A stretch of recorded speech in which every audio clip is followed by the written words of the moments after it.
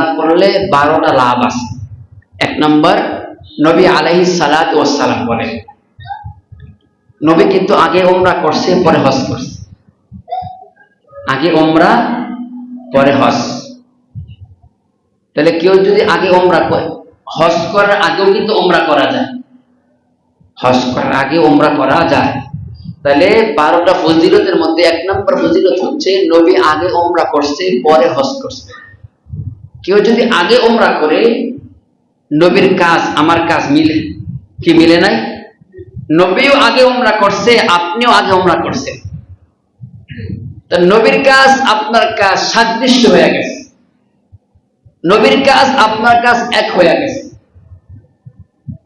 2 number হচ্ছে নবী আলাইহিস সালাতু ওয়াস সালাম বলেন, কেউ যদি ওমরা করে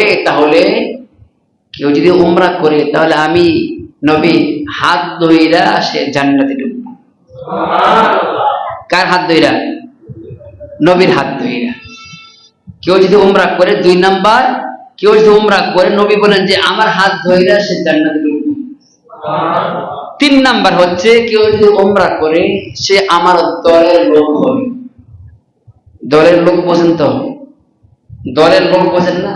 দলের লোকের কিন্তু পাওয়ার আছে, ক্ষমতা আছে। দলের লোকের এক ফোনই সবকিছু হয় না। এই দল আর এই দল, ওই দল কি এক দল? একটা হচ্ছে দুনিয়ার দল, আরটা হচ্ছে নবীর দল। কত আসমান জমিন পার্থক্য। তাহলে আমার দলে মুক্ত হবে। 4 নাম্বার হচ্ছে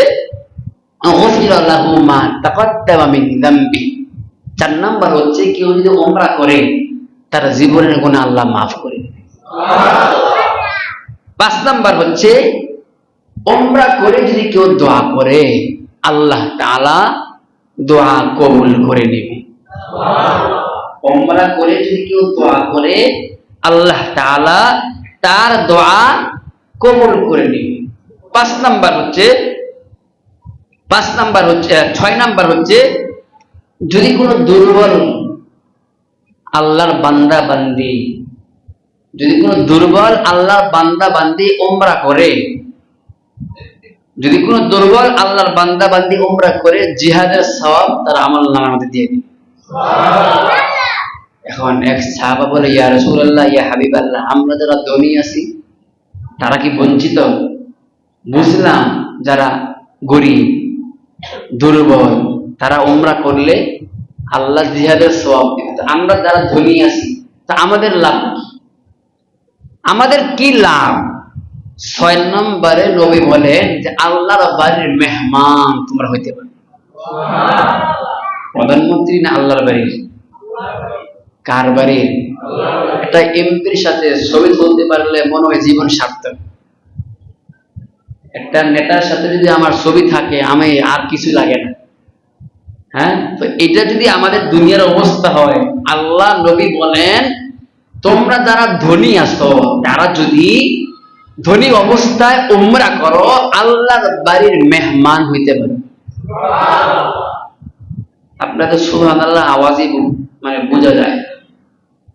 7 নাম্বার, কেউ যদি উমরার যাওয়ার পরে 1 টাকা খরচ করে 1 টাকার বদৌলতে আপনার অ্যাকাউন্টে, আপনার ঈমান আমলের অ্যাকাউন্টে 700 টাকা খরচ করার সওয়াব দিয়ে দিবে। 8 নাম্বার, শরীরের মধ্যে জোড়া কয়টা? 360 না? হ্যাঁ, প্রত্যেকটি জোড়া হাসরের মাঠে আপনার পক্ষের সাক্ষী হবে। ভয় আছে? কোনো ভয় নেই। এটা হচ্ছে 8 নাম্বার।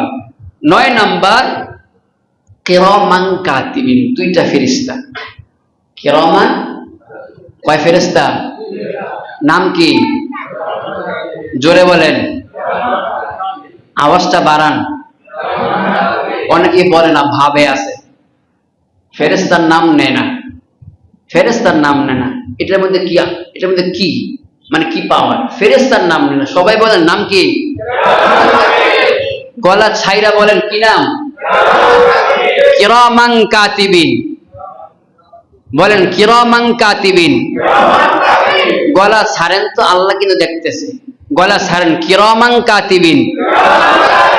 এখন বলছে এই কিরামান কাতিবিন হাসরে আপনার পক্ষে সাক্ষী হবে। 10 নাম্বার আপনার দিলের তামান্না পুরা হবে। কারো বাড়ির শখ, কারো গাড়ির শখ, কারো নারীর শখ, কারো নেতা হওয়ার শখ, এই সমস্ত শখগুলা যদি আপনার জন্য কল্যাণ হয়, যদি আপনার নেতা হওয়াটা যদি আপনার কল্যাণ হয়, গাড়ির মালিক হওয়া, বাড়ির মালিক হওয়া যদি আপনার জন্য কল্যাণ হয়, আল্লাহ তাআলা দিয়ে দিবেন এই উমরা করার কারণে, এই উমরার কারণে। 10 নাম্বার। 11 নাম্বার, আসমান জমিন 7 আসমান 7 জমিন, সপ্তম আসমান সপ্তম জমিন তার কথা শুনবে। মাখলুকাত আছে না, এই মাখলুকাত পর্যন্ত তার কথা শুনবে। এটা কি সম্ভব? মাখলুকাত কথা শুনবে, এটা কি সম্ভব? সুলাইমান আলাইহিস সালাতু ওয়াস সালামের কথা শুনে নাই, তো আমাদের কথাও শুনবে। 12 নাম্বার, মান যার কবরি ওয়াজিবাত লাহু শাফাআতি।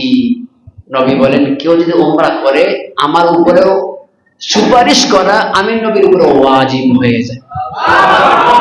আপনি উমরা করবেন, আপনি উমরা করবেন, নবী বলেন যে তুমি উমরা করবা, আমি নবী তোমার তোমার পক্ষে সুপারিশ করব না, এমনটা হতে পারে না। উমরা করবা, উমরা করার সঙ্গে সঙ্গে আমি নবীর উপর তোমার উপর সুপারিশ করা ওয়াজিব হয়ে যায়। এখন নবী যদি আপনার পক্ষে সুপারিশ করে, জাহান্নামে যাওয়ার সম্ভাবনা আছে? আল্লাহ তাবারক ওয়া তাআলা হজের মৌসুম চলতেছে, হজের মৌসুম চলতেছে, আমাদের সকলকে বাইতুল্লাহ যাওয়ার তৌফিক দান করুন।